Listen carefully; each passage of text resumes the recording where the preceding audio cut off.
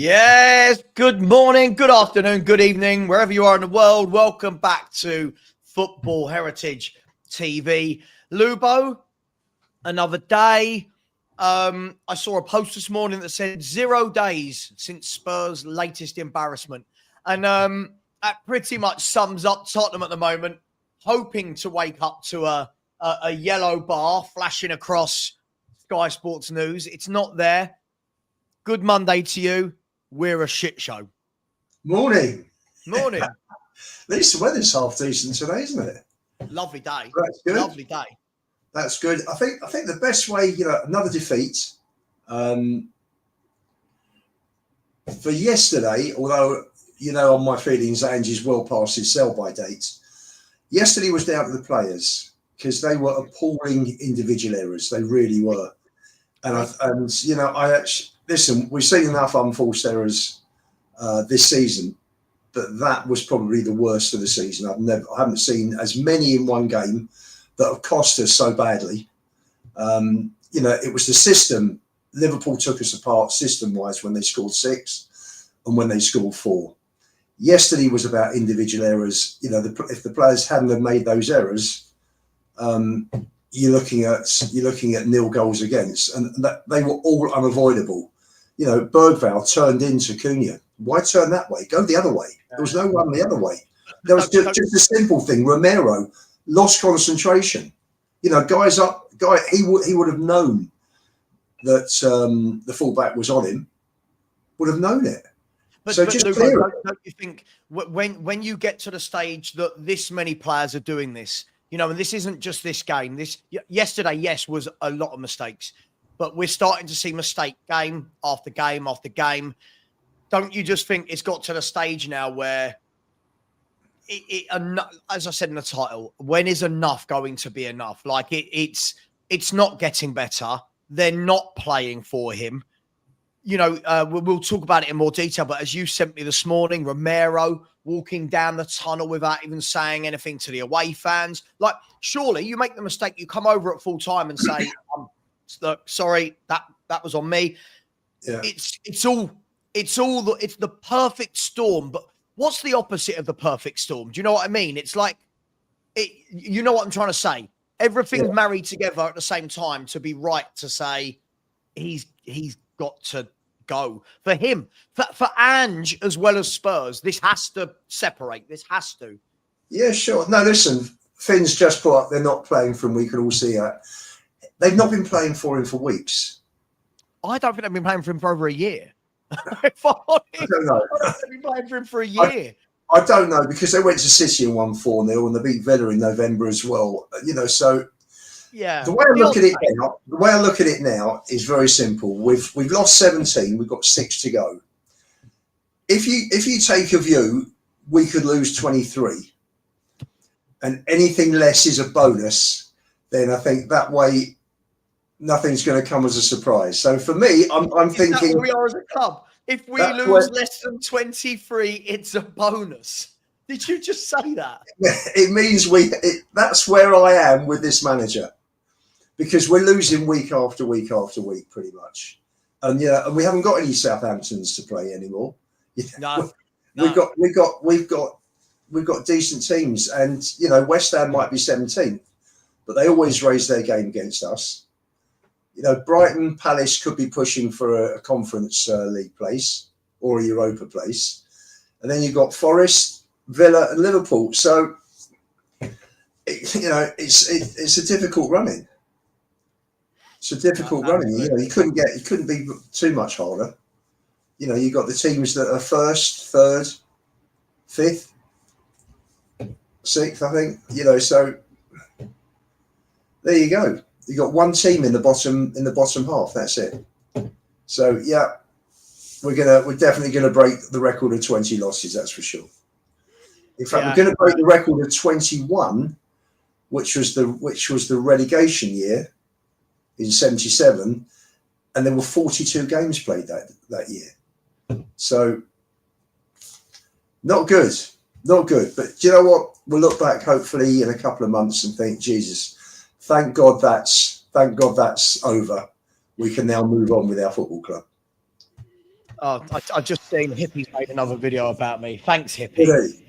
I'm Well, taking listen, it. I'm taking it as a that's a sign of compliment. respect. He knows how right Absolutely. I've been, and he's getting upset now. They're all having a fucking pot. Savva's 40. Someone's just said Savva's 46. Savva's not 46. How bloody dare you? You can call me a CUNT, but you can't add years to my age. I think it's hilarious. What's brilliant about people like Hippie? They're not even football fans. They don't talk about football. What I love about it, they've been so wrong that they're now coming after me, Stel, Danny Kiriakou, Daigle. They've been so wrong about their leader, their cult leader, that they're coming after us. I think it's absolutely hilarious. He used to call me a CUNT and it bothered me. Now I'm going, oh, this is the sign of a man who's been very, very wrong. You get upset. You get upset when you get upset when he doesn't have a go now. I know. If I look at this video and I go, hang on, you ain't called me the CUNT today, then I'm doing something wrong. Listen, my personal message to you, Mr. Hotspur Hippie, dude, you've got all of our logins. You can come in and talk to us all like an adult, or you can keep pretending to be some big man in Australia because you know you'd be absolutely hated over here. Or why don't you do a football show where you talk about, I don't know, what's that? Football. I know, you could talk about football instead of other content creators. Big up to the Hotspur Hippie. We need fans like that. Otherwise, opinions like mine don't look as good if I don't have people with as shit opinions as his to base it against. Anyway, that's enough about our stupid hippie friend who is the most vile, disgusting human being out there. Clip it, show him. I don't care. He is vile. He is vile. The way he's treated me, the way he's treated little Matty K, the way he treated Stel, Daigle, Danny Kiriakou. We are all human beings with families.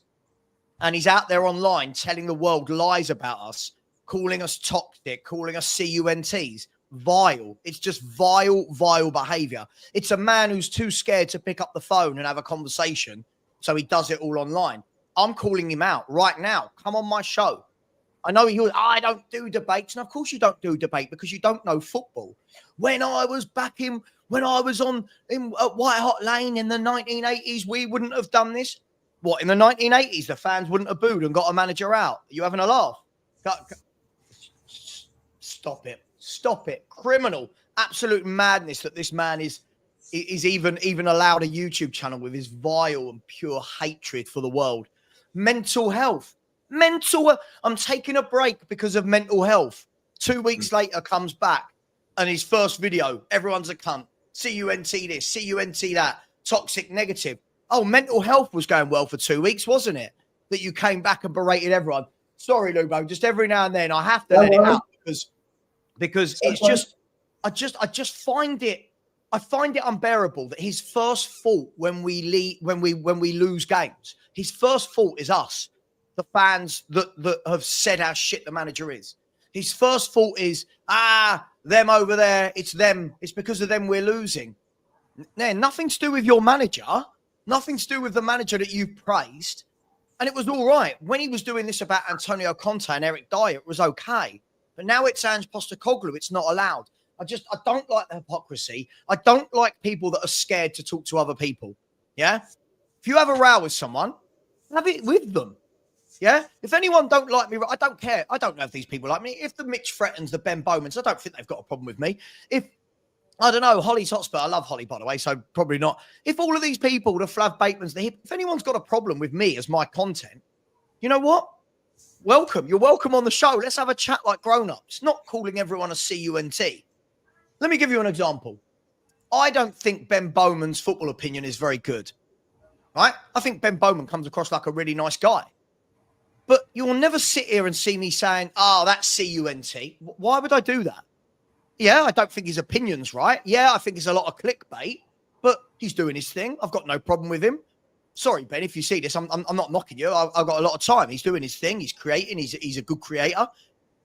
But then you've got the opposite scale of it where the hippie just needs to call everybody a CUNT. I don't understand it. I don't understand what this is about. And then you've got all his viewers. They go in and their comments are just Savva's an arsehole. Sorry, what have I done? Sorry, Savva's an arsehole because he doesn't rate the management. I just don't get it. Anyway, Lubo. Back to relevant things. Back to relevant things. People. Sorry, Yeah. it just frustrates me, mate, because Don't worry. look, I've got like my brothers sending me clips going, who is this guy? They don't even like football. My brother the other day doesn't like football, knows nothing about it, does not care for football at all in any way, shape, or form. He said that his sister-in-law's best friend sent him a video of me being called a CUNT. And he was like, what's all this about? And I was like, oh, mate, I don't know. And he went, this is weird. And I said, yes. He went, do you know him personally? I said, no. He went, have you ever offended him? Have you ever? I was like, no. And he said, this is just such weird behavior from a man in his 50s. It's so worrying. And what my brother said, right, was what's more worrying, he said, is the comments below of all the other adults coming in, just calling everyone CUNTs and toxic. It's madness. Yeah. In my chat, call Hippie what you want for his football opinion, but you don't need to call him names. You can say, yeah, his opinion isn't good, but we don't need to call people toxic and poisonous and cancer and CUNTs. We just don't need to do it. Anyway, back to the football. Lubo, yesterday it had the hallmark of an absolute calamity from 30 seconds in, didn't it? And unfortunately, Lubo, we're starting to see this in a lot of games. We're starting to now see in the first 5-10 minutes, first minute against Chelsea, ball over the top, calamity, they hit the post. Yeah. First 6 minutes against Frankfurt, calamity, goal. First 2 minutes against Wolves, calamity, goal. We're starting to see they're not playing for him. Whatever we want to say, they are not playing for him. No, they're not. It was a funny game because we had the same number of shots. I think we had 64% possession, which I know a lot of it is passing around the back.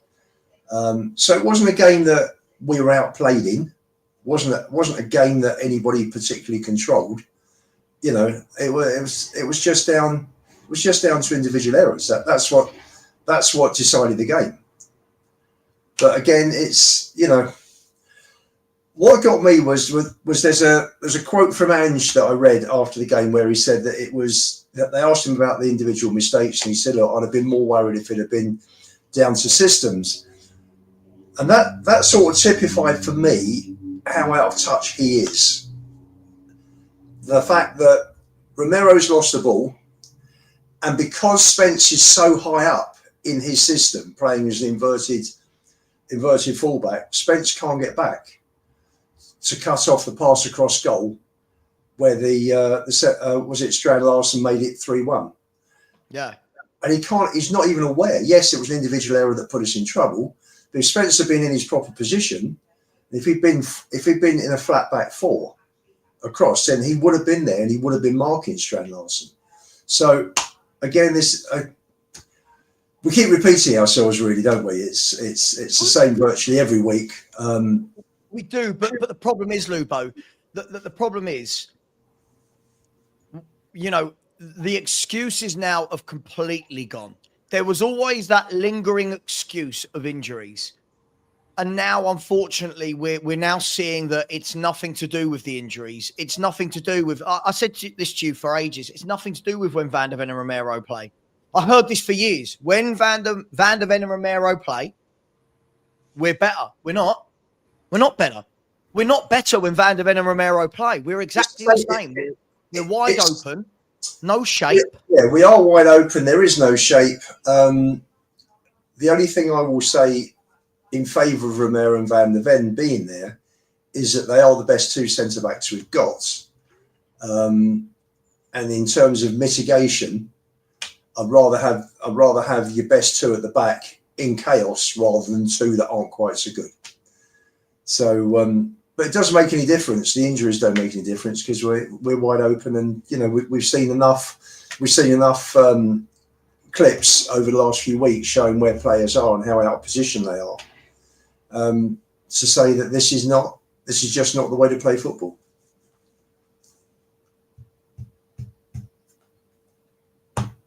I'm just I don't know where we go from here. I'm so baffled how people still back him. There's my first problem. Is I'm so baffled that people back him. Second of all, I just don't know what has to happen for him to go. You know, we heard when he's at the League Cup, he'll go.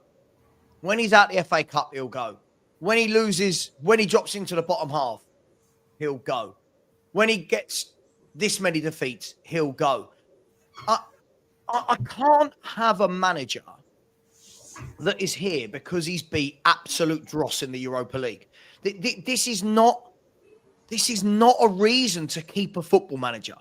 This has never been a reason to keep a football manager. And for love nor money, I can't work out why Daniel Levy, who has always sacked managers, is not sacking this one. The only thing I can think of is that something is happening this summer to do with Vinay. Oh, your dogs have set my dogs off. To do with Vinay Venkatesham. Something to do with him coming in. I'm going to mute you a sec, Lubo. I'm going to mute you a sec. Sorry, I'm going to mute Lubo for 1 second because it's deafening and my dogs are losing their mind at the barking. Lubo, give me a thumbs up when the barking stopped. Look, I don't know what has to happen. We keep saying, oh, Thursday. It will be Thursday. But should one win against Frankfurt be the difference between this manager staying or not? I'm Mike. Got it. It keeps him in a job for another couple of weeks, another 3 weeks, doesn't it? To the semi-final. But pretty much. Why should it keep him in a job till then? Because we've seen that Levy's not gonna pull the trigger. Could have pulled it international break in November. He did that with Nuno and he did that with Poch. Exactly the same week. Funny coincidence, I think it was Jose and Conte both went the same week in March, but obviously for vastly different reasons. So he could have got rid of him after Ipswich. He could have looked at it. I remember AVB got the bullet after we lost 5-0 at home to Liverpool. So for me, if he'd have done the same thing, he would have got rid of Ange 6-3 Liverpool in December. So he's kept in second opportunity based on history, based on precedent. Third situation could have been after Villa and Liverpool in the Cups.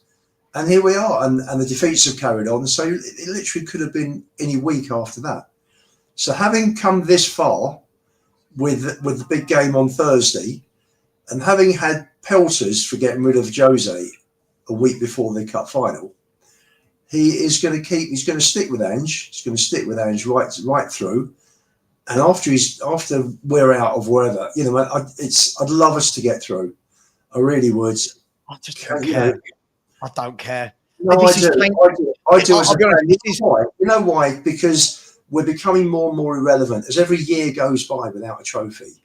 You're talking to players who have got ambition, players who want to win. This trophy's going to do nothing for Tottenham. I'm telling you right now. If this manager's still here, this trophy's doing nothing for Tottenham. Right? Yeah. Mm-hmm. Unfortunately, let's use your from earlier. Right? Let's use your from earlier. If we lose 23 games. If we lose 23 games in all competitions, and it's looking likely that it could be 20 in the Premier League, does lifting this Europa League suddenly make all that okay? Does lifting that Europa League suddenly make all people go, I want to join Tottenham and play that football with Ange? I don't think it does, Lubo. I genuinely don't think it. Listen, I'm all for it. Win it. Go and win it. But the difference between me and you, it's not that I don't want to win it, right? I just don't care. I'm at the stage where I don't care. This has been the worst Spurs I've ever seen. Right? Now, I wasn't alive to see the team that got relegated.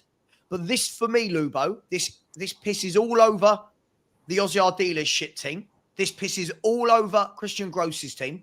This is the worst I've ever seen us, but not the worst squad of players. And that's what I can't deal with, Lubo.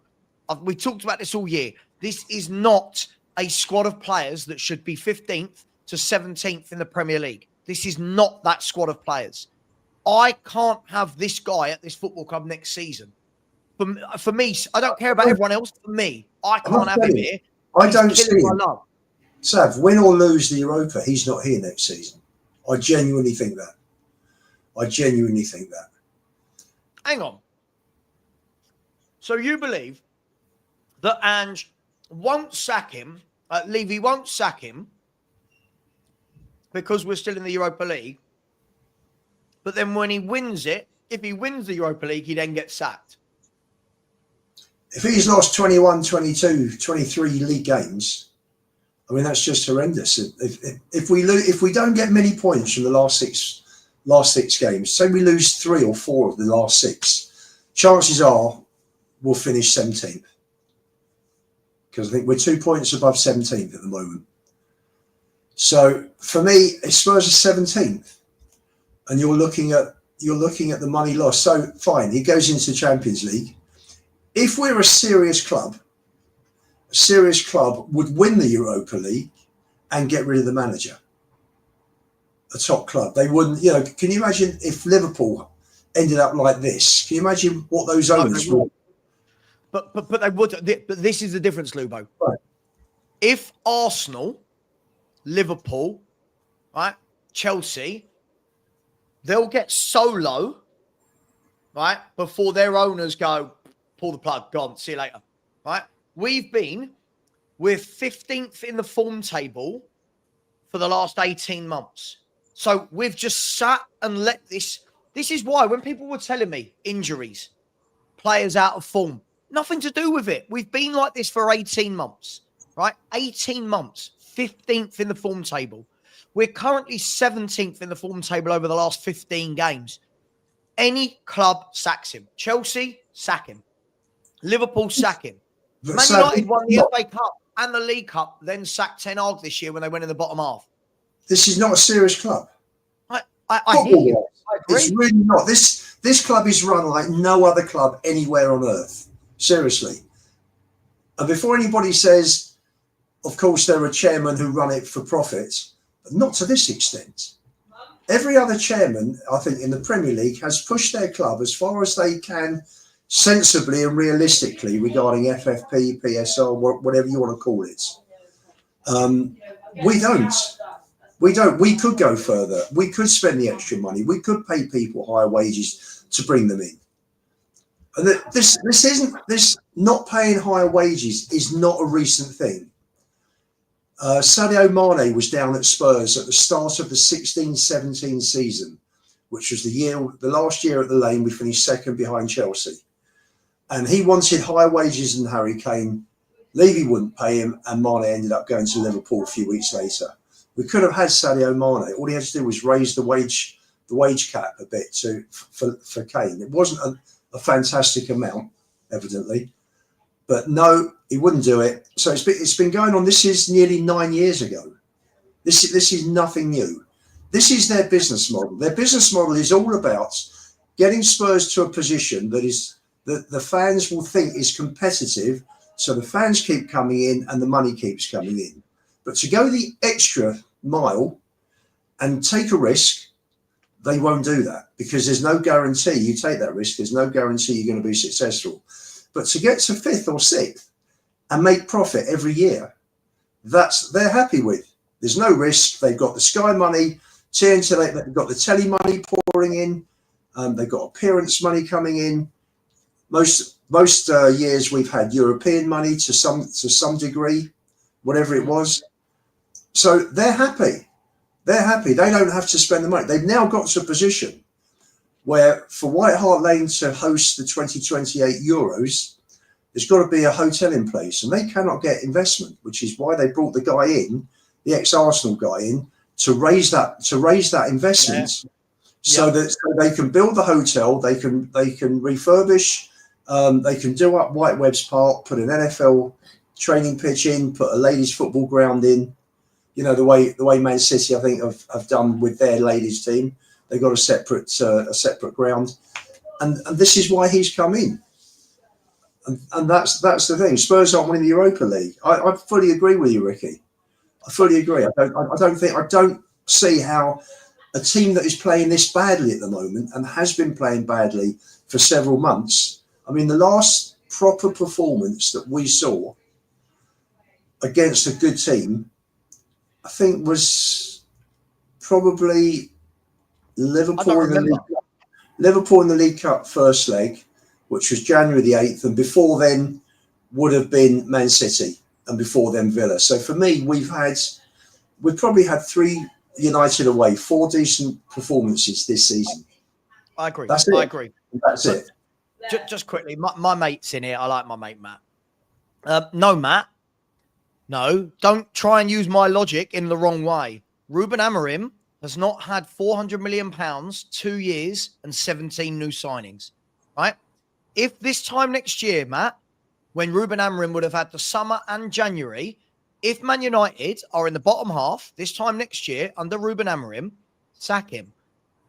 Your manager has had 17 new footballers, nearly £400 million, 2 years to coach them. Let's remove all the finances, 2 years to coach them, and we are showing displays like that. By the way, Ruben Amorim's lost 4 games of football in 16. 18 games. 18, something ridiculous, right? A lot of draws, but you can see what he's trying to do. He hasn't got the players. No one can see what ANGE is trying to do, Matt. Big up to my man, Brian Daigle, on a nice sunny morning with a nice yellow T-shirt. How are you, bro? I'm good, mate. I'm good. Recovering from the car crash of a performance at Molineux. I had the unfortunate, just being very unfortunate to actually go and witness that live. Was an absolute car crash. Absolute car crash. But I hope both you and Ian are well and everyone watching. Morning, Brian. Good morning, sir. Did you go out with Johnny yesterday? No, I went out with Ben. I didn't even know Johnny was there till I saw Johnny's video. We are Tottenham. Ben Kaufman? No, Ben Daniel. Oh, the brother of. What's this I'm reading? Sorry, what's this I'm reading that Sim is Ange in? That's not what he's not. So you can't believe what you read on social media. Who would have thought, eh? He said after, what game was it? What game was it recently? I said, no, it might have been after Southampton or whatever. He was joking about going, oh my God, are we back? And he was, now he's gone there.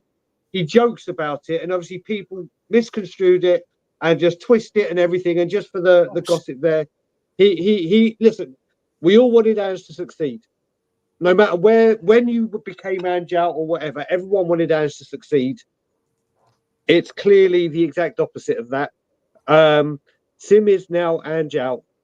That's what I thought. And so yeah, don't believe everything that people will say or see. He's not back at Ange. In my mind, he's always going to be Ange. In my mind, he's always Ange. He was the last domino standing. Look, at the end of the day, right?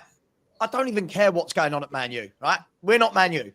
Yep. Right? We're not these other clubs. But as I said yesterday, for everyone that's chucking a Ruben Amorim situation, I did this last night, guys, where I chucked in, well, what about Everton? What about Wolves? They both changed their managers. And how bloody good have Wolves and Everton been in the last 3 months? Yep. How bloody well have they? Everton have lost 1 Premier League game in 12, right? Because they're organised. No one wants, let's be fair, other than maybe Branthwaite, I don't want any of Everton's players. But you know what? They're organised. They're hardworking. They're playing for David Moyes because you know what? David Moyes is a manager.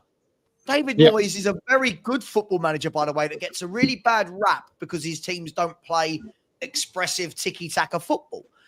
Vitor Pereira, look at the job he's done at Wolves. Look at this was a Wolves that we were all going, O'Neill's getting them relegated. I think they were second bottom at the time. If I'm not wrong, when he joined, I might be wrong. I think they were second bottom. They were like down below points of like Ipswich and Leicester. And now they're like, if I'm not wrong, let's have a look at the Premier League table. Ipswich on 21. Wolves, they're 14 points clear of the relegation. Yeah. So all of this sacking managers doesn't do anything. How have they done it, Daigle? How have Moyes and Pereira sorted out those two clubs? I mean, obviously, what I will say with Moyes, there was obviously the Everton connection. He knows that club inside out. I mean, but obviously, he's gone there. I was saying, well, I was looking at it yesterday. So the way I'm looking at it, apart from Southampton, where obviously we did the double, Leicester have taken 4 points off of us. 5. Ipswich have taken We've 3 got points 5 off of us. points. Sorry? We've lost. We've dropped 5 points to Leicester. 5. Yeah. One. Yeah, so no, but I'm saying they've taken 4. Then you look at Ipswich, they've taken 3. Yeah. Wolves, they've taken 4. Yeah. Everton have taken 3. 3. It's just unacceptable. It's just unacceptable. And I was talking with Matty Kay today, and he was like, I don't think he'll get sacked if we go out in Europe. I do think he gets sacked if we go out in Europe. I think the only reason he hasn't been sacked... Brian, do you think he gets sacked? Okay, let's assume he gets sacked after Europe. Are we talking about Friday? Are we talking about Friday he gets sacked? Or is he getting the last 6 Premier League games? I don't think he's getting... I think the only reason he hasn't been sacked against, like, let's just say the Leicester and Everton back-to-back or other defeats or during the international break has solely been because we are in Europe.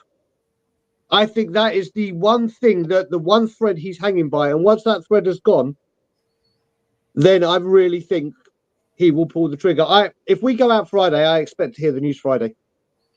Although I would do it today. Good Friday. I would do it. I would do it today. Can we rename it to the Best Friday? If he gets sacked Friday, can we rename it? Oh, it'll get all the you can just imagine all the people that have the social media accounts or do the funny gifs. If he loses a job on Good Friday, it will be all over the place. Mate, I've already seen it. Lubo, did you see it last night? They've already mocked it up. It's the Sky Sports with and let me see if I can show you on here. Look, it's absolutely hilarious. I've been sent it by about 15 different people like this.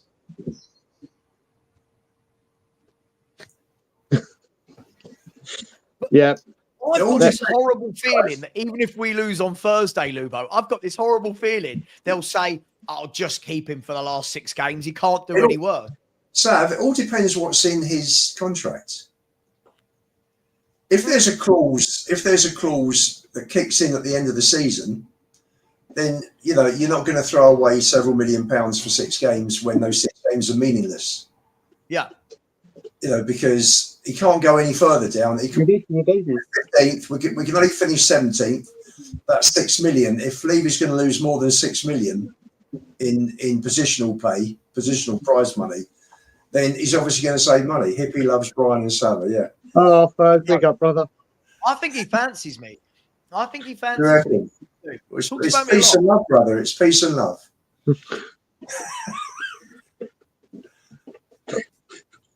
Don't even entertain it. Someone sent me yesterday. Remember the video where I said Man City would beat Spurs and we didn't? And he done a whole 90-minute video about me. Like, can you imagine? Every day this man says, we're going to smash Wolves. We're going to smash Chelsea. Imagine I made videos back. Anyway, I think he stays. I've got a horrible feeling, and I hope I'm wrong. I've got this horrible feeling that game 1 of next season, I've got to look at that guy with his hands in his pockets, looking at the floor for another seat. It's a horrible fit. It makes me feel sick. He will get us relegated next year, and however bad those teams are, or unprepared, or just not enough quality. I'm talking about the promoted clubs. If a lot of them come up and they just haven't quite got enough quality in their team. You look at Ipswich. They've got Hutchinson, Delap, Leaf Davis, but they haven't got too much else. They're short quality and they play some decent football, but they're well adrift. However bad those teams are, and you, at the moment you're looking at Burnley, Leeds +1. He will drag Spurs in amongst those 2 or 3. And you only need one of those 3 to go out and spend some money and buy some quality players, so they're finishing sort of low, mid to lower in the league, and we're in serious shit. So I have to say, if he's still in charge on the first day, if he's still in charge on the first day of the season, I'll fly home and start a riot. I'll fly home and start Odyssey, and I won't go. Honestly, there is no way he's in charge. First game of the season, not a solitary chance. Matt, It just won't be accepted. It won't be accepted. Matt, this season, you say this season's an anomaly, but there's a trend starting, because last year after 10 games, we were 2 points clear. 28 games later, we're 25 points behind City. At the moment, we are 39 behind Liverpool, I think. 39. That could be anywhere up to 50 points at the end of this season. So last year we're 25 off the top. This year we're close to 50 off the top. It's not an anomaly. It's a trend here. 2 years, it's a trend. Come on. Well, look, put it this way: if someone sent me a stat yesterday, and when I saw it, I couldn't believe it. This is how bad it's got. In Christian Gross's only full season, we got 44 points. We are currently 7 points off that with 6 games to play. And I don't see us winning a game. Even if we draw everything, even if we draw every single game, we finish 1 point short of Christian Gross's foot. We are struggling to get to 40 points after 32 games. We need 8 points, Brian, to beat our lowest Premier League points total. 2 wins, 2 draws out of 6 games. Yeah, that's not happening. The 2 draws, maybe. The 2 wins, not a chance. Thanks for noticing, Ron. Thanks for noticing. Cheers, mate. Not a chance. Brian, unless he goes on Friday and all of a sudden filled with factor, and then the team will start playing, then they'll start getting results because wow, he's gone. Thank God. The thing is, there's managers out there, right? There's managers out there right now without a job. Like when people say, but who would come in? There's managers out there ready to go. Xavi, Terzic, these people are ready to go. They're primed. They're ready. You've got people that would step in the interim. I've just never known anything like it. And this is the thing, Brian. When people always use, whenever I put something out on TikTok, I get it back. Not as bad as Gross. And I'm like, yeah, actually, if you look at the stats, let's look at his stats in charge, shall we, Brian? Would you like to look at some? Please, on this wonderful morning, I need something to put a rain cloud over it. There we go. Here we go. Look at this. It's just shit. It's just absolutely shit. He's lost 34 games, right? 34 games of football. And we're not even 2 seasons deep, right? 17 defeats at the moment. And then this, everyone's seen this, but this is, let me remove my banner. This just sums it up. Yeah. In 3 years, 17 defeats. I actually think it's 16 defeats, but I think it is 16. 3 years, 16. Yeah. Ange this season alone, 17. And we've got the barefaced cheek of people in this community to say, not his fault. He deserves, he deserves the Frankfurt game. Why? Why on earth? That is like me, right? Working for a car dealership, right? Not selling any cars for 6 months, but then waiting for the brand new Land Rover that comes out this Thursday. Oh, keep Savva on until Thursday. He needs a chance to sell that brand new car. What do you mean? I ain't been selling cars. Get rid of me. Sack me. In any other walk of life, you will get sacked for doing a bad job. We've got idiots in this fan base. I'm sorry, I'll call it. We've got idiots. Just back the team. Just back the What does it mean? What does this mean anymore? Do you know what? Danny Kyriakou called it on his rant last night. Epic rant last night on Tottenham away. Danny called it. And he said, these people are telling us to back the team. The team don't even back the team at the moment. The team aren't even playing for him. The team are walking off at the end of games, not even saying goodbye to the fans. The team don't back the team. The manager's not helping the team. Why are we backing the team? Like, what does it mean? I don't get it, guys. I'm lost. I'm lost. As a fan, I'm lost. I'll be honest, I'm lost. I think we all are, Savva. I honestly think we all are. I said a few weeks ago, and I've said it a few times now. What I don't understand with this as well is people like ourselves get called the toxic negativity because we feel so passionately how we do about the way the club's performing on and off the pitch, and don't do that. You need to support the team and back the lads. Then you have the toxic positivity that say back the team, back the lads, blah blah blah, and don't cheer, leave, or whatever. But then when it comes to game time, the toxic positivity turn into the toxic silentivity, because that stadium is absolutely, like I said, I've grated cheese and made more noise than that stadium. And it's literally, well, where's those toxic positive ones that they call with there's the label, the ones that say back the team, support the lads, cheer them on. Well, the ground's so quiet all the time. Start your chants. Get behind the team. The only time you hear sounds is if we get a corner and it's come on you Spurs, or if the referee makes a bad decision. That's it. And then you look at it as well. It'll be the last thing I say because I've got family breakfast coming up. Is we look where we are now. Newcastle and Aston Villa, in recent history, have both been relegated. Newcastle on several occasions been relegated. Interesting. They have come back. They have come back, and they are miles ahead of us. But you meant, Brian. And interestingly, they've both got new owners who care about football. Yeah. And football is the primary function of what they want to achieve. They know that if we get success on the pitch, it will bring riches, endeavours, attract top stars, and do everything. But they've been relegated. They've been promoted, and they are now light years ahead of us. Where they are, Brian, they have taken. You talk about the big six. They have taken the places of us and Man United. There's no big six, mate. There's the big six. The so-called big six is actually the big 5+1. We're the wingman. We're the wingman. There's no big six. We're big six for two reasons: historical trophies and revenue. Money.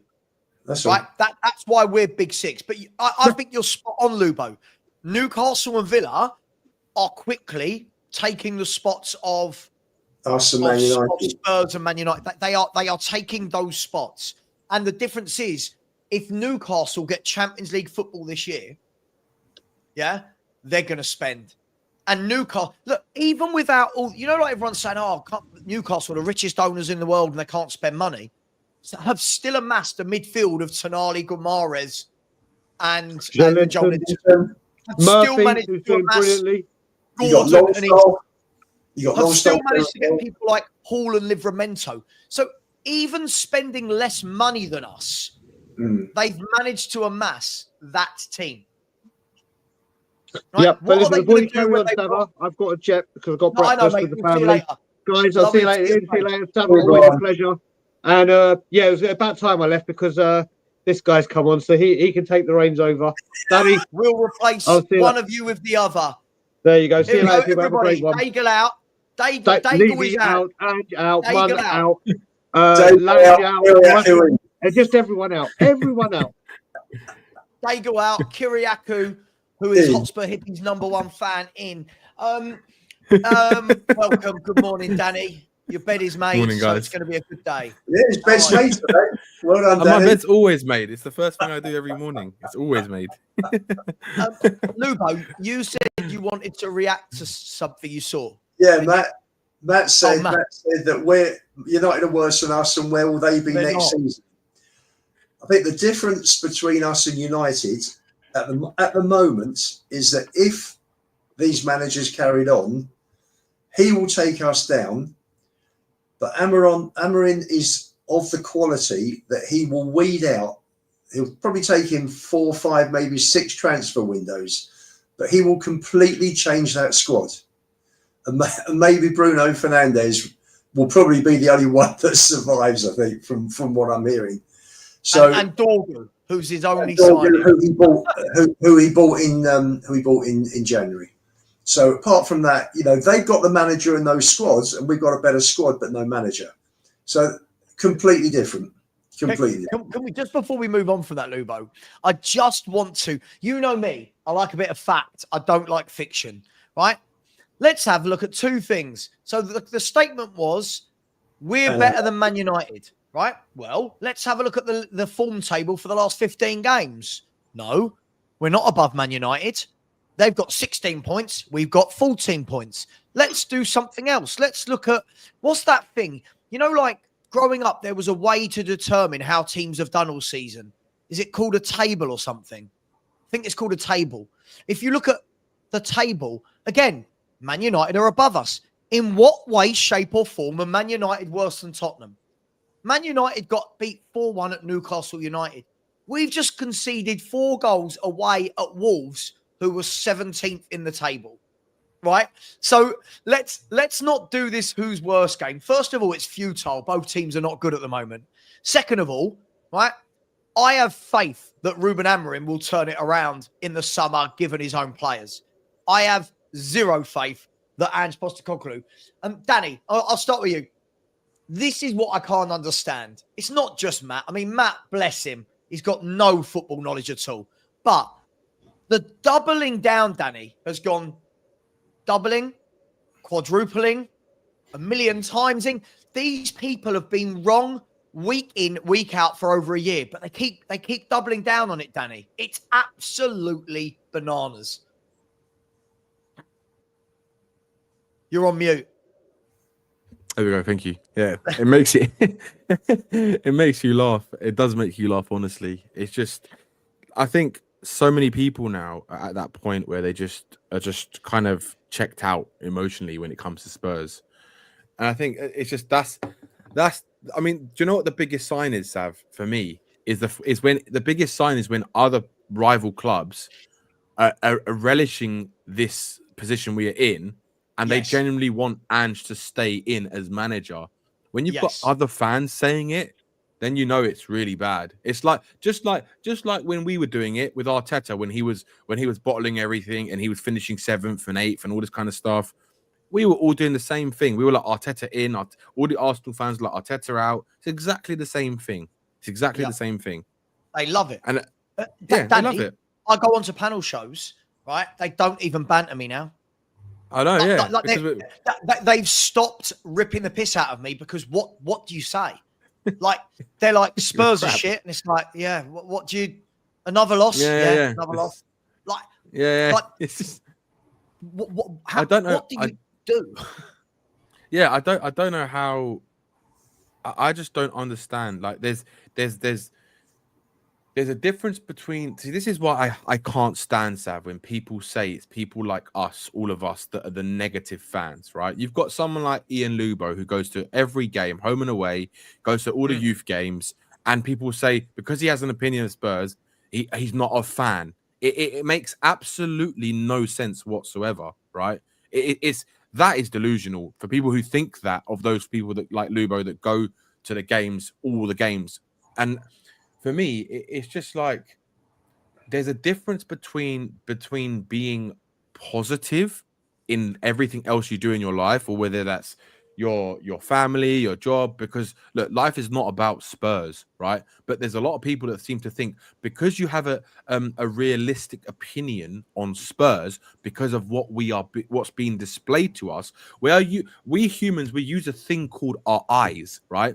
If they're good enough and they have vision and we can actually see, what we are seeing is nothing short of a disgrace, right? What we are seeing is nothing short of an abomination of where we should be, right? And if people can't see that, that's not my problem, right? That's their own problem. That's their perception of the reality that we're living in, right? In my reality, everything else in my life is very good apart from Spurs, right? Yeah. Because Spurs have given me the same shit every year in, year out, right? For a long time, right? The only times we've had a great time at Spurs is periods under Redknapp, periods under Yol, and a couple of years under the Poch era, 3 or 4 years under the Poch era, right? They were the best times. But other than that, what have we seen that's going to give us evidence that we are going to do what a football club should be doing? And that's the problem, is that there's a lot of fans still in my opinion, that just choose to ignore the reality because they don't want it to affect their mental state because they haven't got other things. In my opinion, this is my opinion only, they haven't got other things in their life that they're getting their happiness from, right? Because if Spurs is the only thing that they're getting their happiness from, right? If people shitting on that, right? If they're shitting on that, then they're like, oh, you're so negative. You're so... No, it's not nothing to do being negative. It's That's because my Spurs. How dare you say that about my club? I'll get over it. Yeah, it's because, Sav, they have got nothing else other than Spurs to focus on in their life. And if the one thing that people are saying to them about the actual realism of the situation, right, they cannot take it. So they have to shit on your opinion and call you negative, right? This is the fact. That is the actual facts, right? And this is why... Can I show you something? Go on. I want to show you guys. So again, being a YouTuber, I get sent a lot of stuff, like all the time. So this is from my mate Glenn, and he actually sent this to me on LinkedIn. So we follow each other in the corporate world as well as... oh my God. Right? And he said, a lovely little stat for you, showing the impact that the injuries are not the problem. Look at the points per game these players have on the games they were playing in, right? So, and thank you, Glenn. Thanks for sending that through. I'm sure he's watching. Probably shouldn't be, should be working, you naughty boy, but hey ho. I haven't really had any chance to study this, by the way. He's just sent it through to me. So I don't know if people can see this. So this is the points per game of when the players have played individually, if that makes sense. And it goes to show, right? Like, for example, when people are going, oh, we've missed Christian Romero, points per game with Christian Romero in the team this year is 1.18. Right? We've missed this player, we've missed that player. Look at the point per game ratio. Yeah. So Vicario's is, I mean, first of all, let's be brutally honest, right? If we look at this season's alone, can you, Relubo, is that big enough? It is big enough. Archie Gray second after Vicario, let me tell you. So Archie Gray's not in second. Archie Gray 1.3. Yeah. There's loads. What are you talking about? If you look there, Danso, Kevin Danso. 25. Sorry, where's Danso? Sorry, where's 1.75? Sorry. 1.75. He's the first, isn't he? Ben Davis, 1.45. Third. Vicario, 1.45. It's the third total. Here. Everyone, this is, again, for all the people that said it's the injuries. It goes to show it doesn't matter who's playing. No, by the way, none of those, other than Danso's, are acceptable, right? Yeah. Now, Danso's that high because he's played 4 games, if we're going to be honest. But look at the others. You look at, if we're going to be honest, look at Romero's. I keep hearing, right? Look at Madison's. Look at Romero's. I know, Spence, 1.37. Look at Bentancur's. Look at Sons, right? Look at, who else is down there? Look at Bergval. Look at Solanke. If you actually look, all of these, I can't because I've got the picture. I'll bring it back up in a second. All of these first team players, when they're back fit, it doesn't make a difference, guys. It doesn't make a difference. Not one of those. I'm removing Danso because he's played so few games. Not one of those is anything to say, hold your head high. 1.45 is the best of anyone other than Danso, and that's our goalkeeper. That's do you know what, Sam? As well, embarrassing. It is embarrassing, but it's also funny, right? That when you actually look at the injuries we've had this season as well, right? I know so many fans will say, oh, because Ange said the injuries are a problem, they're a problem because they don't actually look at. These are the fans that don't actually. I'm not saying they're not fans. I'm saying they're not as invested in the actual statistics, right? The actual facts. The actual facts is since Ange, right, has managed this club, he took over. We have had our first team available more than we've had. More time available than they've been injured, right? That's an actual fact, right? So the fact this season is that Arsenal have had the most injuries out of any club in the Premier League. They've had 27 injuries to players this season, right? And they've had longer periods of injuries to their more key players than we have. Yet Arsenal are doing so well. They've just beaten Real Madrid 3-0. They could potentially go to the semi-final of the Champions League, and on top of that, they're still second in the league. So it's like it doesn't comprehend that we have the injuries affect our performance. It just doesn't comprehend at all. There's no correlation to it, right? Because you've got another team that've got more injuries who are doing far better, and they haven't even had a striker for the whole season. They're using a winger as a striker, and he's doing better than what their striker does. So we can't sit here and use excuses that our players are injured and this kind of stuff like that. It makes no sense. And it's like people just choose. It's the people that choose not to look at the facts, and that's the problem. No, I agree. I mean, Maz, welcome. How are you doing, sir? Good, thank you. I've just been listening to you chaps this morning while working, and I thought I'll come in for a little bit and have a conversation.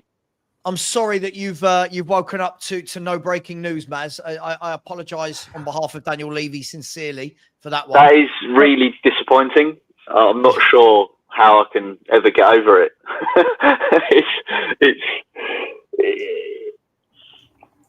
Well, I keep thinking of that line that everyone says, like, when is it going to end, Robbie? And it's like that, isn't it? It's like, when is it going to end? Maz, and we say this every single time we come online. It's like Maz, everything's so about face, isn't it? In terms of what's happening at the moment. I agreed. Look, can I just answer Ultras Kenny? Stats lies, he put. All depends on the opponents in those games, Savva. Don't rely on stats. When the stats first came up, over a season, over an entire season, I can't use the stats. Kenny, when those stats first came up, I thought the same, and then I thought to myself, hang on a sec, before you start delving into it even more deeply, just consider that we've beaten Man City and Villa, and we've lost to Leicester and Ipswich. So maybe last season we were losing to the top teams and beating the other teams, but and as much as it's happened this year, we've beaten two of the best teams in the league. I just think I don't think it's down to stats. I think it's down to the system, and I think that sometimes we have moments in games, and we've had moments against some of the better teams this year, but it's just getting worse and worse. And I think that's the point that's being put across this morning, is that the form is getting worse. We've had 18 months of this. It's not getting better. It's drifting down, unfortunately. In reference to stats, I think what people need to realise with stats is you have obviously those statistics in front of you, and those statistics on their own don't tell you anything. You need to put a layer of interpretation on top of them, right? And once you put your layer of interpretation on top of them, you need to corroborate it with what you're seeing on the pitch. And all of those three things marry up with what we're seeing. So we use those stats to corroborate what we see on the pitch. And the stat that actually matters over and above all stats is where we are in the league. Sure. And where we are in the league is way below where we should be in the league based on lots of different stats. So to be fair, no one can defend this. League table, there is one little green square out of the last 6, so it's not all bad. There's one little green W there. Yeah, I mean, one green is better than no green, isn't it? Yeah. God bless Dr. Southampton. Thank you. And we are where we are for a reason. You know, against the top 10, against teams in the top half, we played 16 and we've got 8 points. And against teams in the bottom half, we played 16 and we got 29 points. So that actually tells you we are correctly placed at the moment. Yeah, we could be 12, could be 13, 14, 15. The fact that we've got more away losses than Ipswich, who are in relegation zone, is just disgusting. Well, no, we haven't, have we? We haven't got more losses than, have we? Yeah, I think we. No. More away losses. Oh, more away losses. The fact, Danny, that we're 2 losses away from an Ipswich team that 18 months ago or whatever it was were in League One, right? Sorry, 2 years ago they're in League One. Now they're losing just as many games as Tottenham Hotspur. Look, Paddy Power has just put out a great tweet. It's brilliant. They said, I'll tell you what, stuff. Spurs are going to be some team when they get all their players back from injury. I love Paddy. Paddy Power's the best. The best. They are so funny. But Don't worry, Kulu's back now. Kulu's back. Isn't it a sign, though, right? Isn't it a sign that when we can all laugh at how bad it is, it kind of tells you how bad it is, right? Because Man City fans, they've had one bad dip in 9 years, and they're all chanting, not all of them, but there's people going Pep out. Right? We're all like, oh, this is so shit that it's funny. Like the levels between the clubs, not just Man City, the levels between like Arsenal fans going mad they didn't beat Brentford after beating Real Madrid. Spurs fans going, it's okay. Don't worry that we're 15th in the Premier League with 17 defeats. And I saw a stat yesterday that showed how long it's taken Arsenal to get the same number of defeats as Ange has had in his Tottenham tenure. And it was something like 9 years or something. It was something ridiculous. Like they've needed like 6 or 7 years to get the number of defeats that Ange has in nearly 2 years. It's just mind-blowing, gentlemen. Mind-blowing. The funny thing was, I wasn't surprised about the Arsenal result. I remember after we beat Real Madrid at Wembley, we were back at home, I think, the following Sunday morning against Palace from midday kickoff. And was it Galini or I think it was Gazzaniga in goal, was absolutely brilliant. And we beat Palace, I think, through a Kane goal. And we were absolutely appalling. And it was such a come down. It was like, actually said, after the Lord Mayor's show. And that's why I said to you on Saturday, Sav, don't put your money on Arsenal, mate, because there could be a little... Do you know what, though? When the moment I saw the 11 they put out, I went, but I get it. I get it for them. They're about to go into a massive game. Like they are going into the biggest. It doesn't get bigger than Real Madrid away, does it? In terms of football fixtures? It's probably their biggest game, I would have thought, since Champions League final in Paris. Right. And this is the biggest game of Arteta's Arsenal tenure. Yes. So I don't think for them they're going to be too bothered. Forest had already lost. They know they're going to finish second in this league, right? Yeah. But for me, what's worrying is, we beat Southampton and all the same noises came out, didn't they, Maz? All the noises came out again. Well, the players are back fit now. We're starting to click. People said we're starting to click. Then we have 15 minutes against Frankfurt and everyone's going, oh, the football's getting better. Then we go and do that yesterday. And it didn't matter. It didn't matter whether it was Basuma or Sarr. Someone said to me yesterday, oh, yeah, but it's because Basuma and Sarr started. I was like, we were worse in midfield when Bergvall and Bentancur came on. It just doesn't matter at this stage who is in the 11, Maz. Well, I don't predict the way things are going, especially this season, is deep down, I'm thinking we're going to lose every game. I don't go into a game thinking that we're going to win. No, I hope for a draw and I hope for a win, but it's hope. My brain's telling me that we're going to lose. I just want to just wind back a few minutes. Why did we sell Gazzaniga again? It was all right. I always liked him as a keeper. I didn't think he was that bad, to be honest with you. Bring him back. I mean, judging by what I saw with Vicario yesterday, bring him back. I mean, honestly. Anyway. Maz, it was appalling yesterday, Vicario, but it was his first bad game he's played since he's joined the club. Oh, Ian. No, Ian, it's not. Ian, it's not his first bad game. That's the 10th. That's the 10th goal he's directly been involved in. Let's look back at our previous keepers, Ian. Let's look back at our previous keepers. We had Lloris, Robinson, Casey Keller. Right? Who else? It's like angepostecoglou. Perchy's made me well fat. Look how fat Perchy's made me. Is that Perchy? Has Perchy put that up? He's upset because you're paying him 2p commission for the for nicking his line. You know, levels have dropped so much at Spurs that because of the volume of saves that Vicario has to do every single game, he looks much better than he is because he's constantly having to make saves. No, but he's making them. It's like someone who's constantly making sales when he's selling cars. You can't take that away from it. No, he's doing it in a crisis situation. He's not doing it because he's performing well. He's doing it because we've got so many holes in our defence and because of Ange's tactics that he's having to make like 20 saves a game. And fine, yeah, he's making them, but you can't have a keeper that's only good at one metric. If we're going to do that, then we might as well keep Hugo Lloris. He was a good shot stopper. No, but he wasn't in his last couple of years. If you remember, just to give you one example. He was good enough to get us fourth, right, for a couple of years before, wasn't he? The last 2 years, he was late down to shots. I remember one at the London Stadium against West Ham when we drew 1-1. When I think Dyer lost it out by the touchline, ball came across.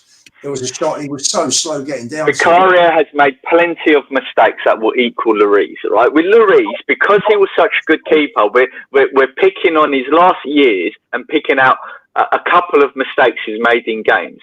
Overall, he was a quality keeper. Now, I'm not saying that he should have stayed with us indefinitely. All I'm saying is that Vicario needs to shape up because he's getting a reputation now, and teams are playing against his weaknesses.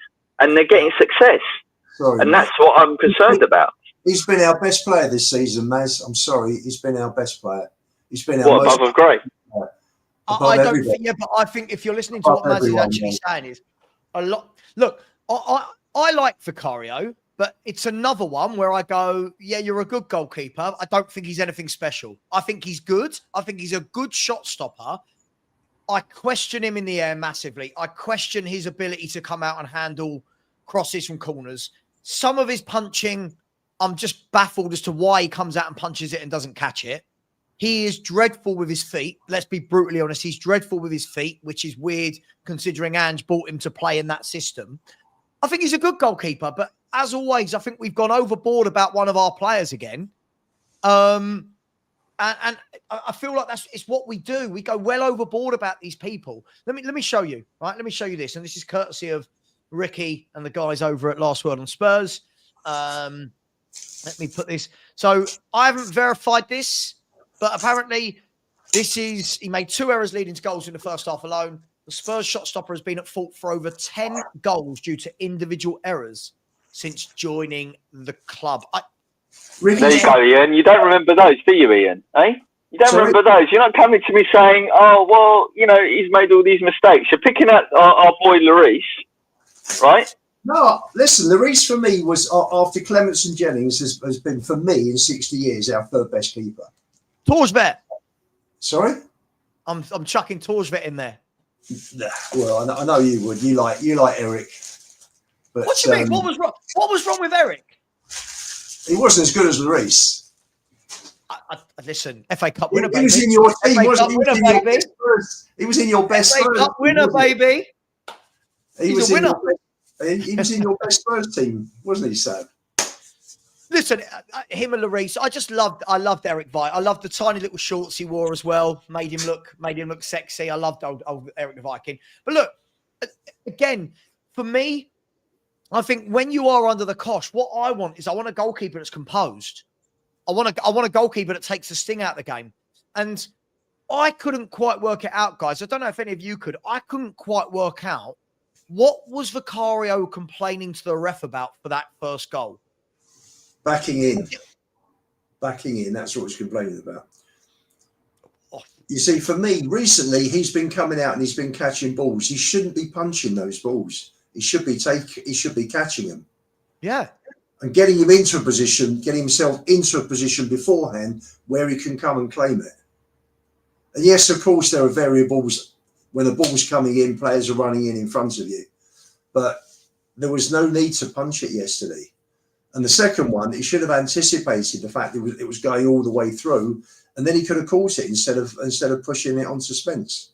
That for me, he was found out in terms of putting pressure on him in the air. That happened halfway through the season last year, and everybody was surrounding him and knocking him around. and we gave away a few goals. Our players weren't actually surrounding him, making sure he was fine, protecting him. Only happened later in the season when he started knocking players away and other players will start pushing players off, that we stopped conceding those sort of goals. But this season he's been fine when he's been playing. For me, we haven't had that chaos with corners coming in, and we haven't given away that many goals from set pieces. If you look at the stats. But the problem is, if we're now at a stage where even Vicario is now starting to make howlers, who is playing for him? Like, who is he getting the best out of? I know you said tongue in cheek just now, Kulu's back now. Let's be fair. The last 3 months of Kulu before he got injured, he was absolutely crap. And what he showed to me yesterday, he wasn't happy. They push him. They push him through the red zone. Mo Salah plays every God-given minute for Liverpool. He does not run like Kulu does. We know that. If you compare the ground that Salah's covered to the ground that Kulu's covered, and Kulu's missed the last few weeks, I'm sure he's probably doubled the amount of ground that Salah runs. Slot doesn't have him running in that kamikaze way. Whatever you say, at the end of the day, he's a professional footballer. This whole he's tired nonsense, I'm sorry. I've seen many games where he just doesn't really do anything. Listen, again, I like Kulu, but he's another one.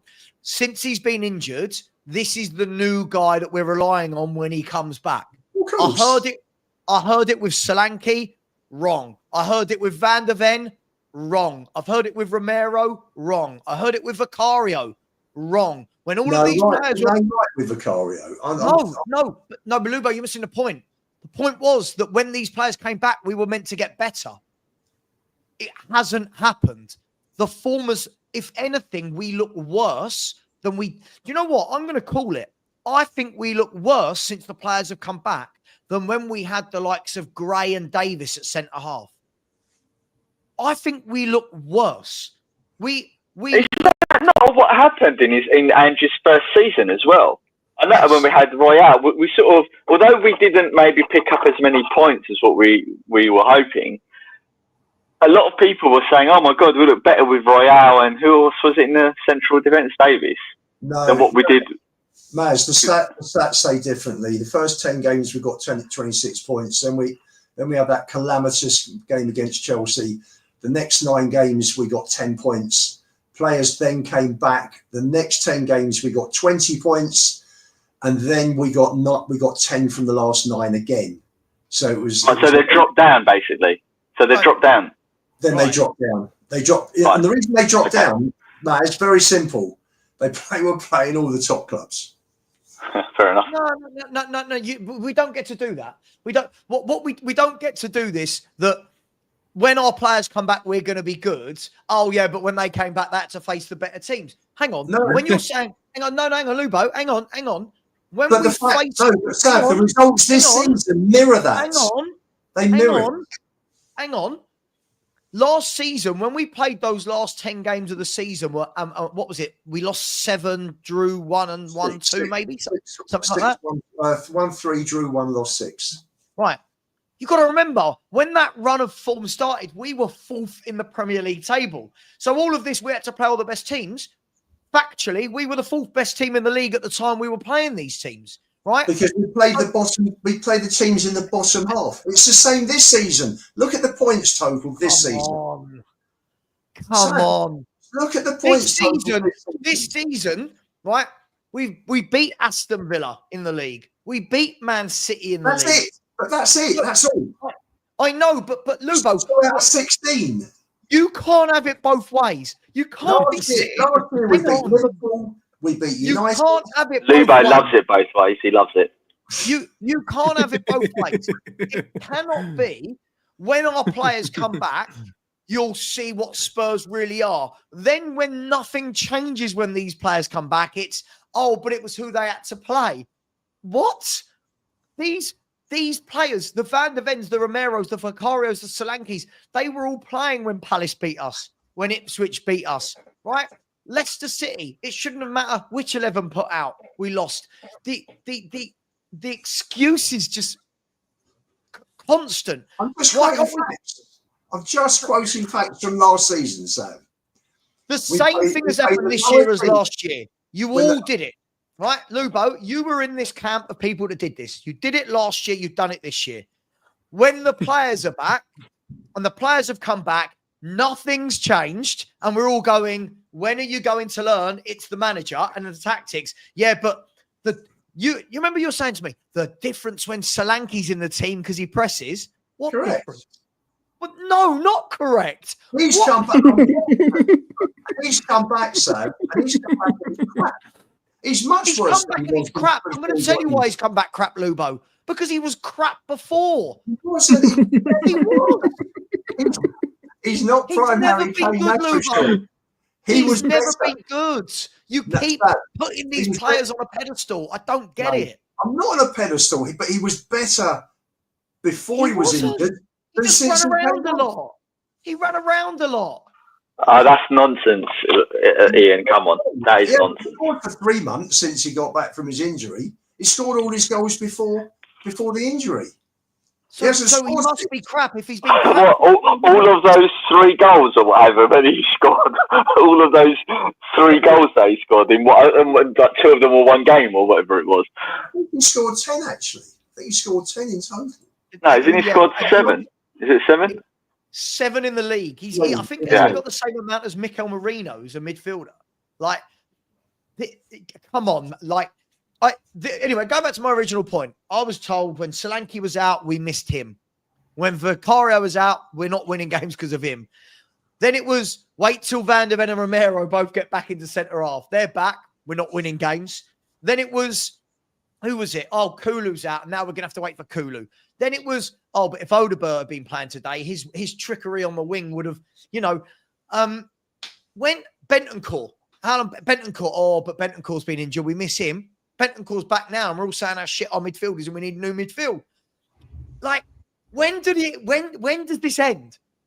When does this end? When are we going to say it's Ange Postecoglou? It's Ange Postecoglou. It doesn't matter who's missing. But that's not enough. That's not the argument. We're not arguing that point. But you were. You kept saying injuries have an effect on the team. And I said, have an effect on every team. So, but not on our team. We're worse now. The players are back. It hasn't had an effect on our team. We were crap before the players got injured. We were crap whilst the players were injured, and we're crap now. They're back. It's crap. What? The players have given up, haven't they? The players have given up. So now, right? So it was when the players are back from injury, we're going to be better. Now they're back. Oh, but they've given up. But it's just degrees of how bad we are. Oh, come on. Picking a player of the year this year at Spurs, I think they should scrap that award at the club. I don't actually, do you know what? Who, let's have the debate. Who would actually get it? Who would actually get that award? Like genuinely, I don't know who would get it. I know who Luba's going to say. A J.E. for his goal against Elfsborg. Sod it. I'd give it to a J.E. Sod it. He's been our most consistent player this season. Do you know what? I think Ange deserves it because he's united this fan base in such an amazing way. I really do. There we go. Faro 27 for Archie Gray. Top comment. Now. That's the comment of the day. Do you know what, Lubo? I agree with what the guys were saying yesterday. I felt sorry for Archie Gray yesterday. I felt very sorry for him. He's got Romero next to him who doesn't give a shit. Let's be honest. We've got Romero next to him he has clocked out. The concentration has gone. He's doing his own thing in games. And he's got Brennan Johnson in front of him who, I said this last night, he is the weakest footballer I've ever seen in my life. I just don't like him as a footballer. He's so weak. Like, I think if you went like that, I think he'd fall over. I'm surprised his body survived COVID. He's that weak. Like guys, it was atrocious. Him and Tell yesterday as well. I thought again, nothing like. Don't know, but I felt sorry for Archie Gray. Is my main point. I felt sorry for him. I thought yesterday was another time, Lubo, where we could have seen Archie Gray playing centre mid. For sure. for sure. The league season, we're going to finish somewhere between 13th and 17th, probably lower rather than higher now. And you know, it's like as I said yesterday, he had a chance last season starting at Wolves again to play Phillips to see if Phillips was any good. He could have avoided buying Dragosin if Phillips had shown that he was capable of stepping up. We don't know yet because he's never played. So he's far. He never gave him an opportunity to show. And that's right. And it's the same. And it's the same again. It's the same again. The same again with Gray with midfield, which I think is just ridiculous. He could have played Porro at right back. He's got Reguilon. He could have played as well. You know, at fullback, he could have played Gray in the middle. He obviously doesn't fancy Basuma. For me, there was just no point. He's not going to start with Gray on. The warning signs were there in the pre-season. It was the worst pre-season I've ever seen any professional club do. Right? He played all the kids in all these weird positions. Our centre-back pairing was Skip and Gray, rather than giving Phillips minutes. Right? Then it was. You could see the writing on the wall of how the season was going to go with that pre-season. Yeah. Can I ask you guys, off the back of yesterday, Maz, I completely agree with you. I mean, Jamie Donnelly was playing left back.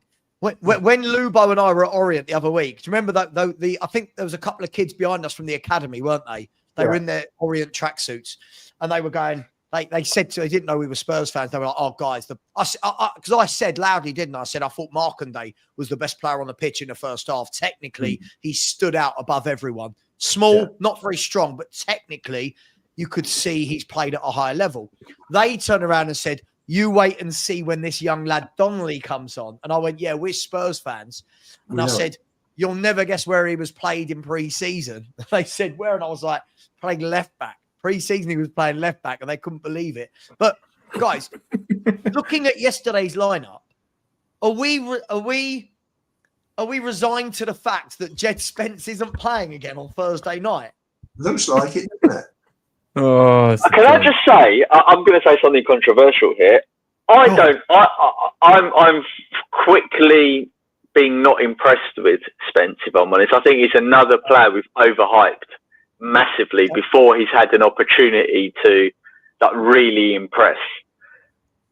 Yeah, he's had good games. Yes, he's done good things in games. He's, good tackles, good defending here and there. He's scored, he's set up goals. But I think he's looking good out of a very bad bunch of players. And we're all jumping on him and saying, "Oh, he's our best defender." He may be form-wise, he's our best defender. I don't know if he's actually our best defender if everyone was on form. And I would say that we just put him too far up on a pedestal. For me, he did as many things wrong as what he did good. He is better defensively than Porro and Udogie. That's surely not. Yeah, for sure. Yeah. I agree. Right. I agree. So for example, on Thursday night, this is a big debate we had yesterday in our chat, wasn't it, Lubo? Was, like Phil Coys was saying to me, I understand why he didn't start with Spence against Ekatike. And I was like, well, if anyone watches Frankfurt, which you would like to think Ange and the Tottenham coaches have, they would know that Ekatike is the best player at Frankfurt and drifts from his forward role to left. He often comes from outside to in, right? We should know that. And because of that, Maz, surely you then put your best defensive player on him. We didn't. We put Porro on him. And I bet Ekatike couldn't believe how easy that was to score that goal in 6 minutes. Because Porro stood off him because he can't. Proper defenders, Lubo, don't they get touch tight? Proper defenders get touch tight. And if you know your bloke is right-footed, you are showing him out on that left. Porro did everything wrong. That clip would be what coaches use to say, guys, to kids, this is what you don't do.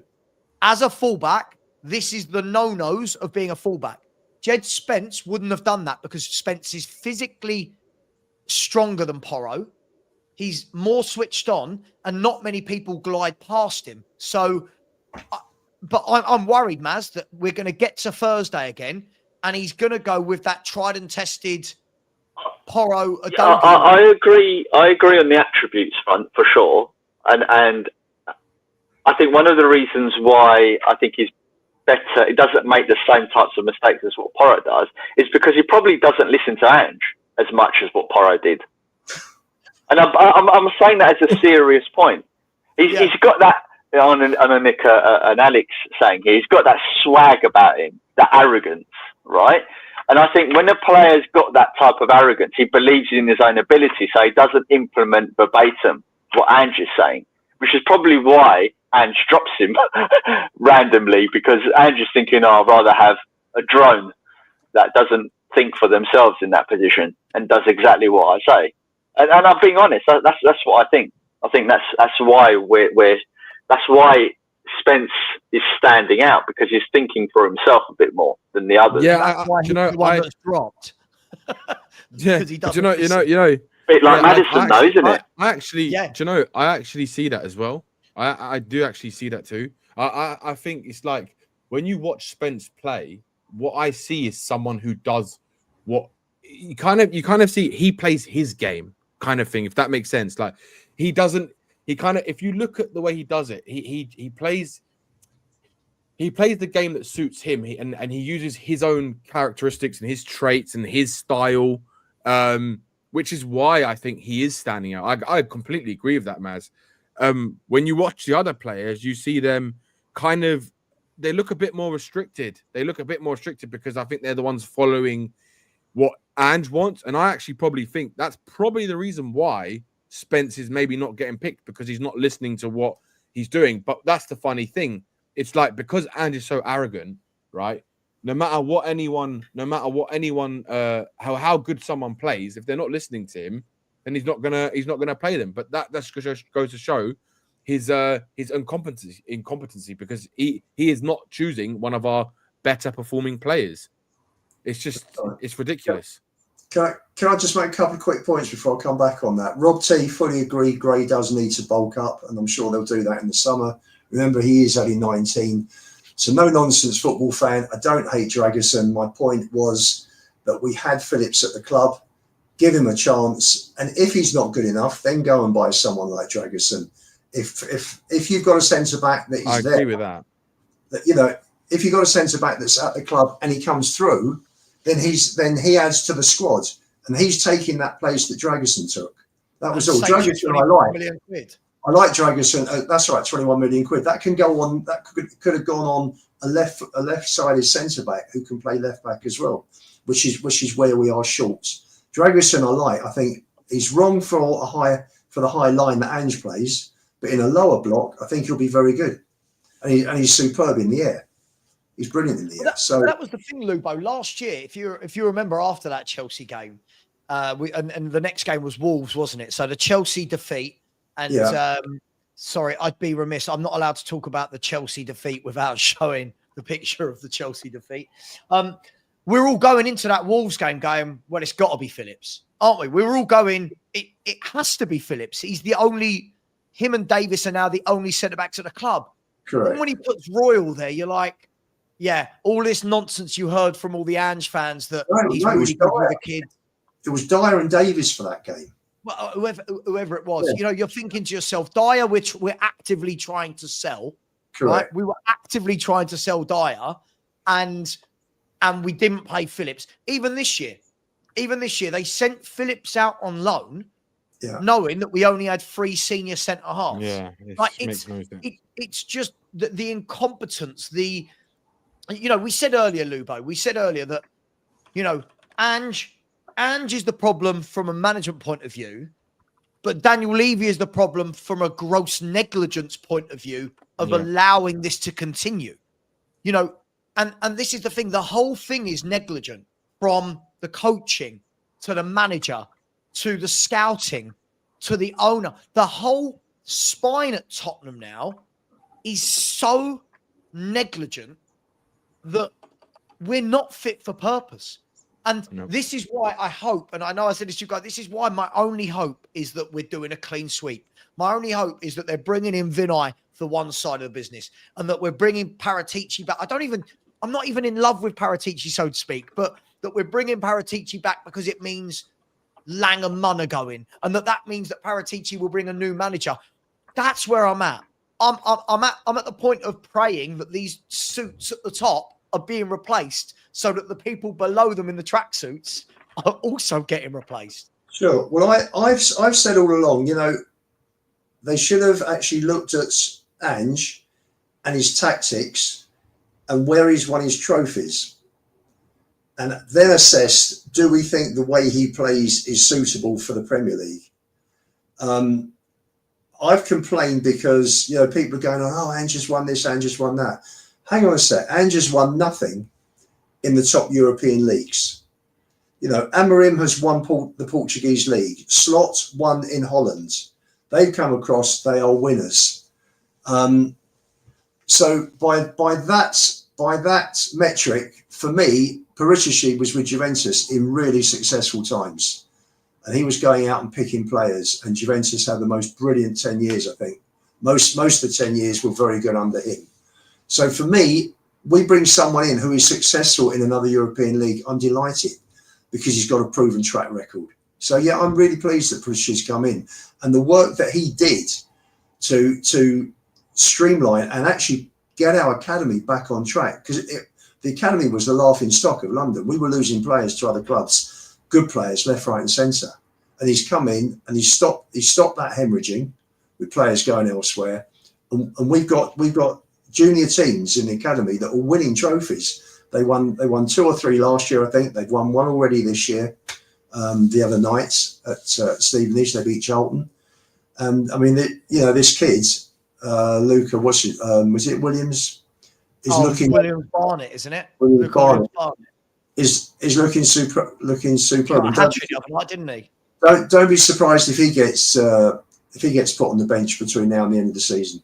He's looking terrific. Well, yeah, but when you say don't be surprised if he's on the bench, what do you mean? Ange just about puts Mikey Moore on there. No, I think, listen, they're going to want him signed up to a contract, aren't they? If he's that good, then, I'm sure he'll be told, put this guy on the bench, bring him into the first team for a match day. You may not play him, but at least give him one game, give him a taste of it. Do you know what? Last game of the season, I'd like to see, honestly, I'm at the stage, last game of the season, I'd like to see Ashley Phillips back from wherever he is playing centre-back, get Gray in centre-mid with Bergvall, get a J.E. on one wing, Moore on the other. Do you know what I mean? Yeah. Like, why not? Last game of the season, nothing to play for. Yeah. Get them in. Why not? Because, unless there's... if there was a reason to bring back Redknapp to have a look at potential within the squad and put arms around people's shoulders and G them up, then I think that would be fantastic for the young players. Listen, I completely agree with you. Look, guys, let's. I'm only going to go for another 15 minutes today. I'm going to drop off, guys. My headset's running out of juice. So. I've got to drop as well, Sav. Thanks for having me, Savva. No worries. See you later, mate. See you, Danny. You off as well? Yeah, I've got to go. Got to go and do something now with the dog. But anyway, I'll speak to you guys later. Thanks for having me. Is that something called walking it? Well, there's that and something else. He needs to go for a shit, basically. So he's nice, dying. Good. All right, you take the dog out. Good. All right, nice. You know that's like, Sav. I'd love to see you guys, and I'll speak to you later. Right? Thanks for having me, Sav. Later. See you later, Lubo, and Archie Gray in. Hey, Danny. Archie Gray in. Yeah, look, Lubo, we're last 10 minutes. We're Frankfurt away Thursday. Are you expecting anything other than Vicario, Porro, Romero, Van der Ven, Udogie, Bentancur, Bergvall, Maddison, Son, Solanke, Johnson? You expecting anything else other than that? Maybe Kulu for Johnson. When Kulu came on yesterday, you could see he looked like he was playing in treacle. Like he can't run anyway, but he looked... I feel like he's another one we're going to rush back. But can you see away from that 11? Probably not. 11 out of 12. My fear is that he'll put Kulu in instead of Maddison. That's my worry. Because he, based on history, he could do that. But Yeah. we'll see. We'll see. Listen, I'd love us to get through. I'm not going to Frankfurt. One of the questions was asked. I won't be in Frankfurt. Hopefully, if we can get through by some miracle, I will be in Rome for the Lazio. It'll probably be Lazio, I would have thought. I still think they'll get through. 2 goals, I think they will pull back. It's going to be interesting. It's going to be interesting because Bodo Glimt are a very good. By the way, if you offered me the Bodo Glimt manager, I'm taking him all day. He's done a terrific job this last few years. He's done a terrific job, the Bodo Glimt manager. But it's going to be at Lazio. It's going to be a cauldron of noise, isn't it, from the fans there in Rome? It could be a long night. Could be a long night. And if we play Lazio, are we there in the second leg? Yes. Yeah. Okay. So, yeah. Okay. If it's Bodo Glimt, I won't be going because I think the club will get 400 tickets. 430 tickets, something ridiculous, because the ground holds 8,720. What's that, Bodo? Yep. Yeah. It's in the arse end of nowhere. It's artificial as well. Yeah, it's the arse end of nowhere. It's artificial, but in the last couple of years, people saying, "Oh, in what league?" I'm talking about in Europe. Look at some of their results they've had in Europe. They battered Jose's Roma like 6-1 last year or the year before, whatever it was. They've had some really. I think this year I've seen them beat. This year, or they beat Porto. Was it this year or last year? Like they've had some really good results. But look, the sad thing for me, Lubo, is I'm not even looking forward to a European quarterfinal second leg. Like, that's the sad thing for me. Is that I'm so disillusioned with the club. I'm so disillusioned with the manager and the performances that I can't even sit here and be like, like, you know, when we were in cup runs under Poch, it was like, can't wait for Thursday, can't wait for Wednesday, can't. Now I'm just a bit like, oh God, like we're playing again. But you know what? It was exciting under Poch. You had some super players in that team. I mean, what a side! That for me is. I've seen for me better players over the years, but as a team, that was the best team that I've seen. Hey, you know, my two favourite words. It was drilled and it was coached. Oh, fabulous! And you know, he walked in from day one. He had everybody sitting at tables together. He had everyone shaking hands as they greeted each other in the morning. He brought a unity to the club, Pochettino, and it literally from day one, he stamped his authority on it, and it was absolutely brilliant. And I just think back to when Poch came out with the team about 15, 20 minutes after the final whistle. They came onto the pitch in front of the fans in Amsterdam. And there was a togetherness that I don't think I've ever felt with a manager, ever, in all the years I've been following it. It was just amazing. Just amazing. I mean, it's just... look, as you know, that's how I felt under Harry as well. I thought that the group... do you know what I loved about Harry? Was, first of all, his eye for a player. You know, listen, you know, in the days of wheeling and dealing in the transfer market, like it used to be, Harry Redknapp, he plucked these players. Like he knew, you know, if I go and get Nico Cranshaw, I know what job he's going to do for me. Sure. If I go and get Palacios, I know what he's going to do. The Scotty Parkers, that he just got the best out of everyone. He kept it simple, you know, and I felt like when I went to the lane to watch Harry Redknapp teams play, I always felt a sense of excitement the day leading up to it, right? Now, I can't remember the last time I was excited for a Tottenham game. And that's a real shame. That's a real shame for me. I've lost the excitement because I know, win, lose or draw, I know that I'm going to see this. Let's have a look. I know I'm going to see this sort of shit. Right? I know I'm going to see this. I know I'm going to see that. I know I'm going to see, I mean, it's just one thing after another. And the worrying thing for me, Lubo, is I've always said this. If in this year you could have seen some of these issues being eradicated, not even all of them, some of these issues being eradicated. But I think we haven't. And the most telling picture for me, we've got all these pictures, right? The most telling picture for me was the Chelsea and Frankfurt game. This, and not, sorry, that's not Chelsea, Frankfurt. Chelsea was this. And I just remember looking and going, what devil's work is this? What world are we living in when the two centre mids are in the centre back positions? Van der Ven's running back, our right back's in centre mid and Romero's at right back, right? And then the game later, I've just seen this too much. I don't know, Lubo, how any Spurs fan is watching this game after game and going, he's learning. Give this manager more time. It's never going to change, Lubo. Even if the hook or crook he wins the Europa, this is not changing. His attitude is, they brought me in because I've been successful elsewhere playing this system. I'll keep playing it. We'll keep buying different players in the transfer window, and sooner or later I'll get the players who fit this system perfectly and will be successful. And that is how he thinks. I agree with you. That's why he doesn't change. That's why he doesn't change. I must say something. Redknapp was great. I mean, I remember going, and you saw that midfield with Lennon and Bale wide and Modric and Parker in the middle. It was phenomenal. And that one year, I think Scott Parker was Player of the Year, wasn't he?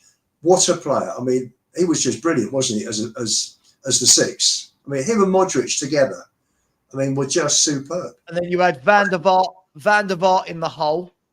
Yeah.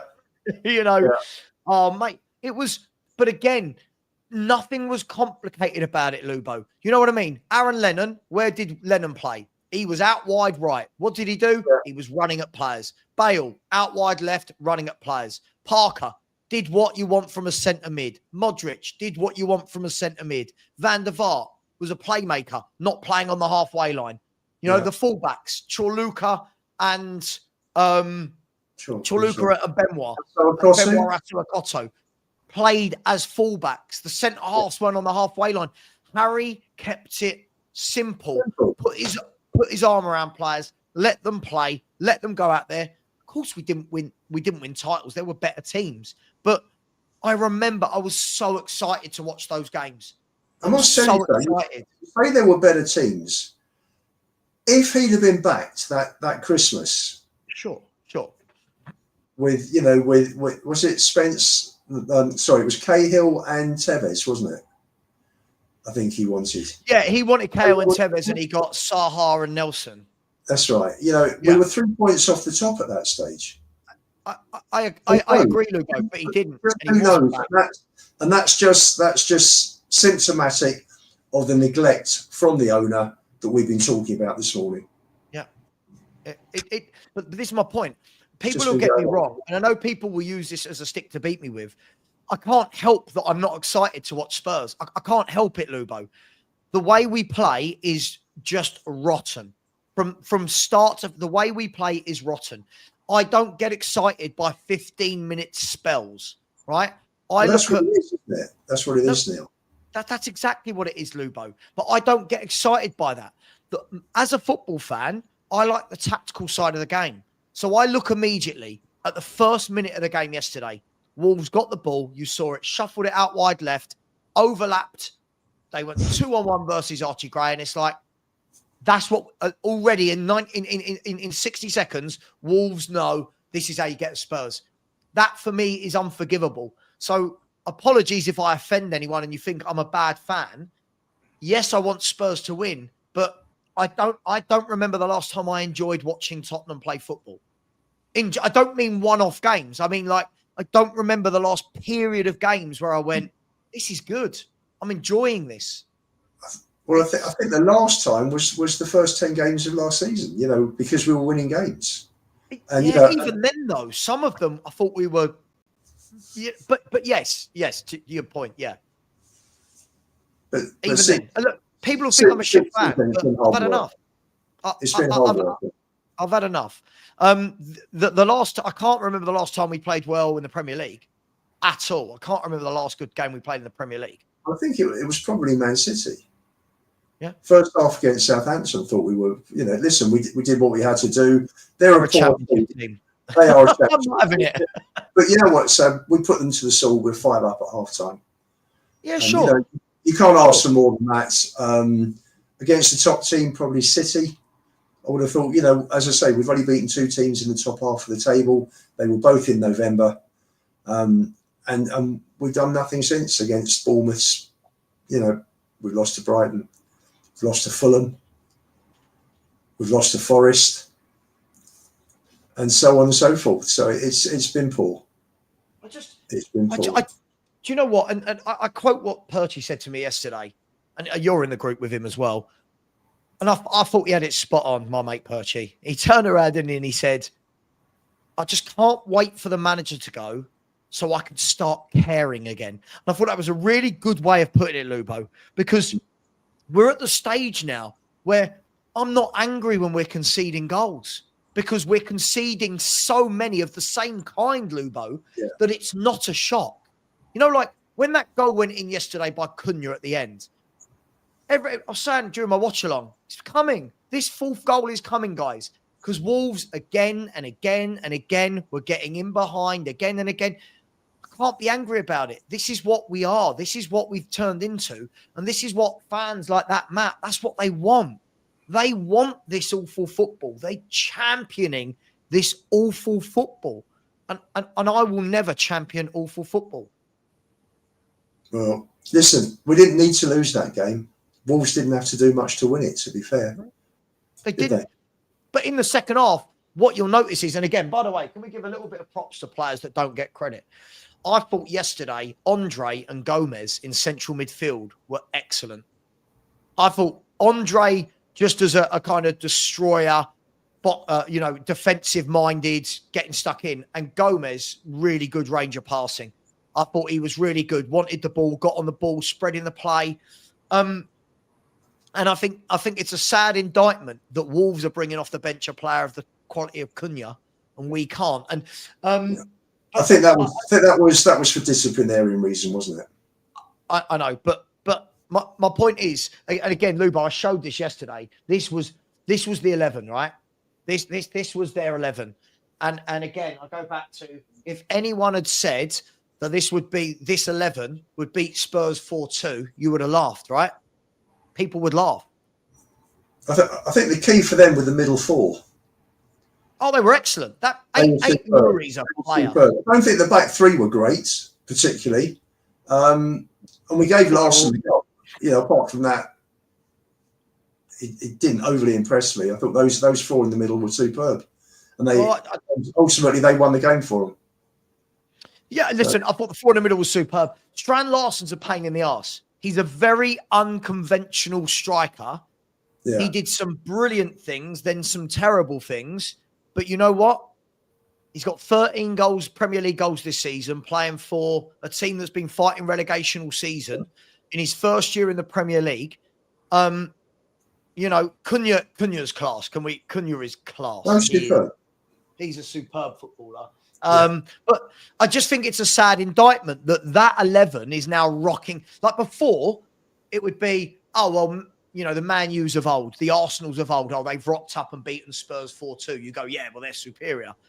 Now we're seeing teams like Bournemouth outplay us. We're seeing Wolves outplay it. Like it's a sad indictment. It's a bad dream, isn't it? It's a bad dream. Do you remember when Bobby Ewing came out after being dead for several years in Dallas? Yes, yeah. This is our bad dream. These 18 months plus the next few games, this is our bad dream with Tottenham Hotspur. And hopefully we'll wake up in the summer, Ange will be gone, and we'll be back to being a proper football team. And can I just say, Warren Williams, fully agree with you about Joe Lewis. Fully agree. He is as neglectful as Levy is, because Lewis has left Levy in charge of running the club on a day-to-day basis. And look what a screw-up Levy has made over 25 years, pretty much. So, fully agree with you on that point. Do you know what? I'll end it on this, Lubo. First of all, actually, I should probably do some super chats. Big up to each. Actually, no, I'll do them in a minute. The collective sigh of relief, I think, from the masses when this manager is sacked, I think is going to be telling. I think I think there's a lot of people now that actually don't want this man here, but don't want to say it because they don't want to lose face. I've got this feeling that there's going to be a lot of happiness. Matt says, Lubo, please tell Savva we're not a top 10 team anymore. A new manager will struggle to get us top 10. Do you know what, Matt? A new manager will come in. He'll make a few changes personnel-wise, because obviously some of the players, every new manager that comes in, some players he fancies, some players he doesn't. But the system that we play will ensure that we are definitely top 10. As far as Rinketic's concerned, Thomas Frank has not won anything, though. You know, people looked. I remember talking about Eddie Howe when he was at Bournemouth, and people say, "Oh no, he's been at Bournemouth and Burnley." Well, now Newcastle took a punt on him. Look how he's doing here, and I think Thomas Frank will do very well. I think he's done brilliantly with the resources he's got, because Brentford have only got so much money. They've only, they get crowds of 17,000 for capacity. They haven't got the money of the big clubs, and Frank has done brilliantly with what he's done. So do you not think that he deserves a chance? Maybe not with Tottenham. It doesn't have to be Spurs, but Frank deserves a chance with a bigger club, for sure. But Lubo, let me just pull Matt's theory apart, because again, he's another one that said when all the injured players come back, Spurs will fly up the table, right? That hasn't happened. Here's the difference, Lubo. When Ange arrived, we weren't a bottom half team. When Ange leaves, we won't be a bottom half team, and he will look stupid. Everyone sees you every week, Matt. You look and say stupid things. We weren't bottom half when he arrived, right? We weren't bottom half. We're not a bottom half team. No one's going to tell me we're a bottom half team with these players. Listen, I do want to end it there. What I will say is I want to end on a good note. So let me do super chats, then I'll come to something. Big up to Aris. Thank you very much. Always very generous to me. Thank you, sir. I really appreciate you. As always, Anthony Clark is very, very generous. Thank you, sir. Appreciate you as well. Rinketic said, Maz promised me Man City away. When will it happen? Pick that up with Maz, my man. You got to pick that up with Maz. Big up to you. Vineet, how you doing, sir? Said Levy is doing the footballing world a favour by exposing Ange's incompetence, ensuring no club considers him when looking for a manager. When this manager leaves, no top club is going to look at him. I can assure you. The world is laughing at Tottenham right now. Big up to you, Vineet. And then Chris came in and said, gents, it's 34 years today since we beat the scum at Wembley. How long do you think it will be before we have another day like that? Well, at the moment, mate, it feels miles away, Chris, doesn't it? If you look at us and look at Arsenal, the golfing class is massive. Like, we closed that gap. We overtook them for a couple of years, and then all of that work's been undone. What I will say is this. Thank you very much, Chris. What I will say is this. Please smash the like button. But what a good way to end the show. Big up to our brother and friend. Where is it? Where did I see it? Mikhail, who said, thankfully, I had much better things to do yesterday than watching this joke of a manager. I proposed to my girlfriend, and she said yes. Really? What on Big up to you, Mikhail. That's more important than football. Enjoy this honeymoon phase. I remember the month after I proposed, everything was lovely and I could do no wrong. And then after about a month, I was back to being in trouble for breathing. So, Mikhail, this is a big up to you, my man. Hope you're well. Thank you for letting us know, and commiserations to your better half. Matt, why do you get heat for your opinions? Because you've been wrong all year, Matt. You've been wrong all year. Matt, you promised us it was injuries. You said he was going to tweak his tactics. You said that when players are back, we wouldn't be as bad at the back. None of this has happened, Matt. That's why. You've got to learn. If you're wrong, you're going to be called for it. No, not Deliveroo at the door. I'm waiting for a gardener to come around, a landscape gardener to come around and quote me for doing the all of my garden. Ange, Matt, we all love you because you're making yourself the joker in the pack. Please smash the like button. I've got to go. He's here. See you later. Goodbye. As always, Ange out.